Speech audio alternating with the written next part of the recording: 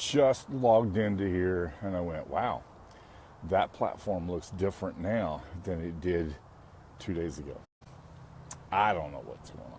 Sometimes Facebook makes changes. And the one thing you can be sure of is that if you're going to do Facebook Lives, that there's going to be changes that take place in your platform. So this is Eric Mulford. I'm joining you this morning from what is usually lovely downtown Huntsville, Alabama. If you'll notice in the background, it's become rather gray and rather ominous today. And so I want to talk about some things in relationship to what's been going on with the hurricanes, the fires, all of the other stuff that's happening. And I want to talk about, of all things, facts. Okay? So let's talk about facts, because facts are really funny things. And so today's topic is going to focus on facts. Seems to me like there's three kinds of facts. There are manipulated facts. There are facts that may or may not be relevant. And then there's accurate facts. There's accuracy in the truth. And I think we've got to get to the point where we understand and we do the effort that's necessary to figure out whether those things are in fact accurate or not. And I see a lot of stuff like today, for example, the schools are closed. Schools are closed because it's kind of looks like what's going to happen is that the hurricane is going to tail out about here, and so they close the schools. It isn't even supposed to be in the area until very late, bad rain later this afternoon, but tomorrow may be the day that we get it the worst. But I'm not going to debate those issues because it does involve kids, and kids are important to me, and I don't want to see anything happen that might put them at risk or in jeopardy, and so decisions get made. But that doesn't make the facts accurate. And we've got to talk about the accuracy of facts and what they have to do and the place that they play and the role that they have in our lives. Because facts oftentimes get manipulated. And when facts get manipulated, people make bad decisions. It's so important that you base your business, your life, on the accuracy of facts. I've been watching with some interest some discussions that have gone on Facebook today and over the weekend about opinions that got posted. And people posted a lot of opinions, and those opinions shut them off to listening to the facts. And it made it impossible for them to hear the facts. And so ridiculous arguments got thrown in both directions. And the only reason why I paid any attention to it at all wasn't because I was going to gain some information from that. I was just watching how we have digressed in this country to the point where we no longer focus on accuracy. We focus on whatever buzzes right at the time. Whatever we can spin in a direction to accomplish our purpose. And that's a problem. Okay, I mentioned a week ago today, on Monday, the policy that had led us to make some decisions in the timber parts of our country, that bad timber management has caused, has created a grounds for some major fires that go on. And we've been having that now for the last 10 years or so in timber country. Major decisions that were made that were wrong. And based upon incorrect facts and decisions made that people shut their mind off to the opinions that might make a difference, that might matter if they were going to do something that made a difference. So without trying to sound like double speak, this is my advice to you today. Pay very careful attention to the things that you're told, because there's a lot of information that gets doled out that has a motive behind it. I have a great video. I may even post it in the comments here. Many of you are commenting. I may even post that video here. Yes, Jeremy, you're exactly right. Facts should not be agenda dictated, and oftentimes they are. So let me talk about that for just a moment.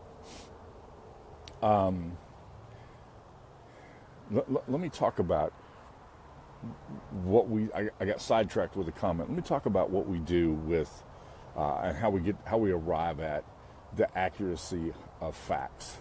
The thing that gets in the way, as Walter's saying, is that when feelings get involved, then we have a tendency to manipulate the facts. So I have manipulated facts.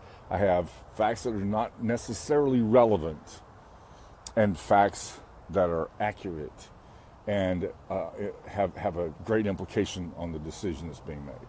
And so, as we think about those things, how do we arrive at an accuracy?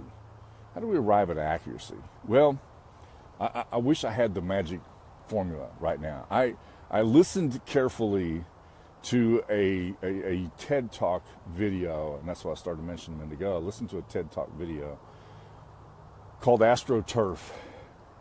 And it is, the premise of that video is that everything that we see today gets filtered through an agenda.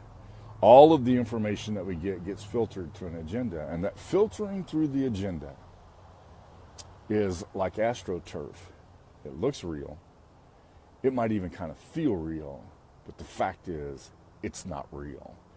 And AstroTurfing has been a policy of information manipulation in our country for a long time.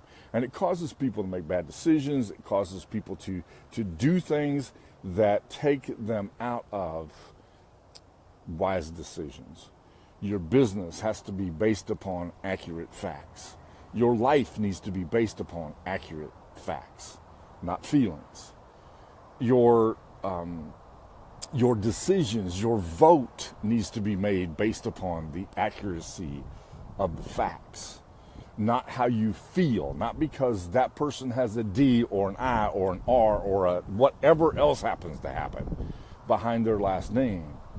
We have to have accuracy of facts. And as Jeremy's saying, that yes, we have to do our own research, but the whole purpose of the AstroTurf video was to show that oftentimes even the research gets manipulated. And when you pick up, when you Google certain things, what rises to the top isn't necessarily what's accurate. Oftentimes when it rises to the top, it rises to the top because it's popular, not because it's accurate. And the only way we can get at that is we've got to have some formulas. We've got to have some things that we filter that through. And so this week we're going to be talking about some of those things that we can filter information through so that we can arrive at accuracy in the things that we do. I used to, when I taught and coached debate in high school, taught my students to always ask the question behind the question. We would take a research topic that had been floated out, and it's like the 4 out of 5 dentists recommend, and it's always the 4 out of 5 dentists surveyed recommend. Well, who did they survey? And so I want you to find out, where did that survey take place? What was the time? What was going on? Yes, Jeremy, you have probably heard this lesson before. And we have to always go a little deeper. We got to get to the essence of the thing, even though it might be hidden. And don't rely on Google to give it to you. I mean, we've got a real struggle because we live in a Google world. Don't let Google give it to you, because it only measures what's popular, not what's accurate. And we get confused about that. And if we make decisions based upon inaccuracy, if we make decisions based upon things that are not accurate, then we'll make major mistakes. Albert Einstein said this one time. He said the major difficulties that we face today and will face in the future are the compounded results of little decisions that we made that seemed right at the time. And the reason why they seem right is because they may not be based upon things that are entirely true. They may be based upon things that don't have all of the information behind that. They may be based upon the emotions of the moment. And one of these days I'll tell the story about being involved in the turnaround from moving our country from leaded fuel to unleaded fuel, and how that seemed like such a right decision at the time. We got rid of acid rain, but the result was we polluted hundreds of thousands of acres of water reservoir. Little decision seemed so right at the time, but the result was created a compounded problem. All right? I believe Einstein was very accurate when he said that. The major problems that we will face in the future will be the result of the compounded little decisions that we made that were wrong. They seemed right at the time, but they were wrong. And so today, step one. Through the week, we're going to talk about this as we go. But through this week, I want to talk about the accuracy of facts. Because as I look around today, we're a long ways from having the kind of weather that they were afraid we were going to have. Now, that's okay. It's weather and it's unpredictable, and I understand that. But this day reminded me how important facts really are and the accuracy of the facts. The biggest misnomer that I've ever heard has been that statement, AccuWeather. Really? Really? You got weather accurately? So listen, y'all, thank you so much for the comments. I will be catching up with the comments once I close off today, but I will catch up with your comments as soon as I get finished here. Thank you for the comments. Thank you for the likes. Thank you for the shares. Thank you for the things that you're doing. Facebook notified me yesterday I'd hit another milestone with likes, and that's because you all do what you do. And I appreciate that, and I thank you for that.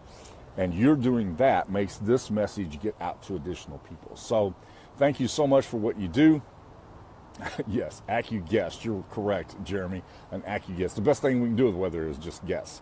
So thank you for liking the comments. Thank you for coming into the live feed videos and being a part of our community here.